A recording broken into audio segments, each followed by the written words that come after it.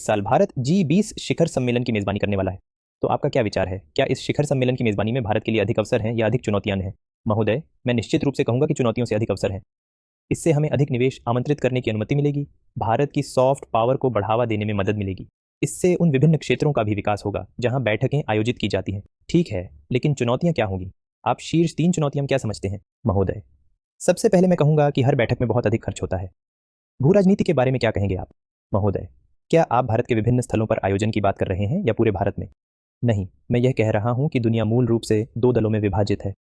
तो क्या भारत के लिए उन सभी 20 देशों या उन 19 देशों और यूरोपीय संघ को एक ही मंच पर लाना आसान होगा? जी हाँ महोदय, सभी की हित इच्छाओं को संतुलित रखना निश्चित रूप से कठिन रहेगा महोदय। तो क्या यह चुनौती खर्च की चुनौती से अधिक होगी या कम होगी? नहीं महोदय, शायद इसकी मात्रा निर्धारित करना कठिन होगा, लेकिन महोदय ध्यान केंद्रित करके जलवायु परिवर्तन और आतंकवाद जैसे मुद्दे जो हर देश को प्रभावित करते हैं, मेरा मानना है कि इस चुनौती को अपेक्षाकृत आसानी से पार किया जा सकता है। सर, ठीक है। G20 शेरपा कौन है और उसकी भूमिका क्या है? महोदय, शेरपा बैठक औपचारिक बैठक से पहले होती है।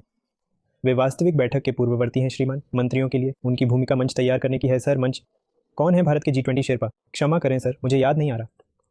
और G20 ट्रोइका की क्या भूमिका है? ऐसे शरीर की आवश्यकता क्यों है? महोदय, ट्रोइका का तात्पर्य G20 के पिछले अध्यक्ष, G20 के वर्तमान अध्यक्ष और अगले G20 के आगामी अध्यक्ष से है। महोदय, यह राष्ट्रपति पद पर G20 के स्थानांतरण में निरंतरता की अनुमति देता है। ठीक है, और उस निरंतरता की आवश्यकता क्यों है? क्योंकि सर, एक तो अगला राष्ट्रपति कौन होगा इस मामले में मनमानी दूर करना है, कोई विवाद नहीं होगा। दूसरा सर, G20 के एजेंडे के संदर्भ में सापेक्ष होगा। क्या G20 में कोई स्थायी सचिव है? नहीं साहब, ये नहीं है। ठीक है सर, G20 ट्रोइका में 3 देश कौन से हैं और इस बार यह अनोखा क्यों है? सर, मेरे विचार से इंडोनेशिया और भारत वहां मौजूद हैं। मुझे तीसरा याद नहीं है। ब्राजील। धन्यवाद सर। तो अब यह क्यों अनोखा है? सर, ये तीनों वैश्विक दक्षिण के विकासशील देश हैं। अब सम्मेद शिखर को लेकर काफी विवाद हुआ। विवाद क्या है? सर, सम्मेद शिखर जैन समुदाय का एक तीर्थ स्थल है जिसे सबसे महत्वपूर्ण स्थल माना जाता है। संथालों के बारे में क्या? जी सर, सम्मेद शिखर पशुनाथ पहाड़ी पर है जहां बहुत सारे आदिवासी बसते हैं। संथाल मुख्य जाति है। तो सर, मुद्दा यह है कि क्या पर्यटन को बढ़ाना चाहिए ताकि संथालों को लाभ मिले या स्थान की पवित्रता को बनाए रखना चाहिए? संथाल इस स्थान को किस नाम से जानते हैं या उन्होंने इस स्थान का क्या नाम रखा है? सर, अगर मुझे सही याद है तो यह गिरिडीह है। मैं फिर से जांचूंगा सर, आप जांच सकते हैं।